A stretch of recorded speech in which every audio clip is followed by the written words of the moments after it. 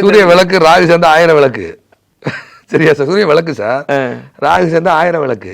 சரி, புதன் தான் ஆழ்வாருக்கான கிரகம். ஆழ்வார்பேட்டை அது சிம்மத்தோட சம்பந்தப்பட்ட ஆழ்வார்பேட்டைன்னு எடுக்கணும். ரிஷபம் கோபாலனுடைய வீடு. கோபாலபுரம் கலைஞர் இயக்குனர் ஐயா பேர் என்ன? நக்கீரன் கோபால். அவ்வளவுதான். ரிஷபம் கோபால் தான் ரிஷபம். லக்ன ரோகிணி. ரோஹிணி நட்சத்திரம் கிருஷ்ணனுடைய நட்சத்திரம். சரியா?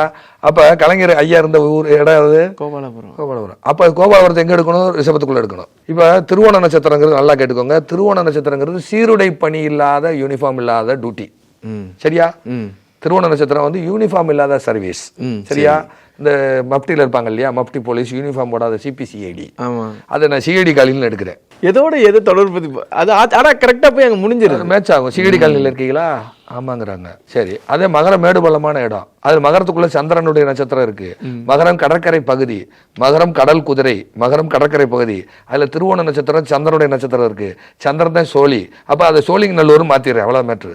புரியுதா இல்லையா சார்? பிரமாதம் பிரமாதம். இப்ப பலாப்பழத்துக்கு ஃபேமஸ் எந்த ஊரு? பண்ருட்டி. பலாப்பழ நட்சத்திரம் எது? பூரம். அந்த பூரத்தை வந்து பண்ருட்டின்னு எடுக்கிறேன்.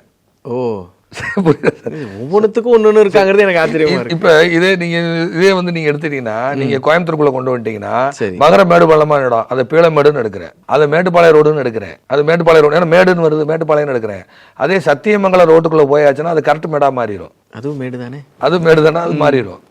அதே மாதிரி பாத்தீங்கன்னா மீனம் கடல் வீடு. மீனராசி சிம்பல் என்ன? மீன் கொடி. மீனம் வந்து பாண்டியனுடைய கொடி. பாண்டியங்க அண்ணா தென் பிராந்தியத்தை ஆடினாரு. சரியா? கடைசியா வாழ்ந்த சேது மன்னர்கள் என்ன?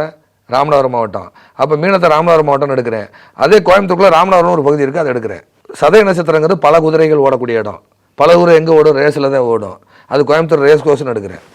கும்பன் டிவியில பேசுறது, கும்பன் டிவியில பேசுறது, கும்பம் தான் தூர்தர்ஷன், கும்பம் தான் ஆல் இண்டியா ரேடியோ. அப்ப கும்பராசி வந்து ராமநாதபுரத்துல ஆல் இண்டியா ரேடியோன்னு ஒரு லொகேஷன் இருக்கு. ஓ, அது அங்க எடுக்கிறேன். 3-8ங்கிறது டேக்ஸ். 4ஆம் இடத்துல தான் சுங்கம்னு எடுக்கிறேன். அதே 3-8 4ஆம் இடத்தோட தொடர்பு கொண்டா 3ங்கிறது பில் அக்கௌண்ட்ஸ் சார், 8ங்கிறது டேக்ஸ் போடுறது சார், 8ங்கிறது வரி சார், 8ங்கிறது ஃபைன் போடுறது சார். இது சென்னையில ஜிஎஸ்டி சாலைன்னு எடுக்கிறேன். அவ்வளவுதான். ஜிஎஸ்டி வாங்குறாங்களா இல்லையா? ஓகே சார், நீங்க இதெல்லாம் கனெக்ட் பண்றீங்க. ஓகே, இப்ப எல்லாருக்கும் இவ்வளோ விஷயங்கள் சொல்றீங்க. ஆனா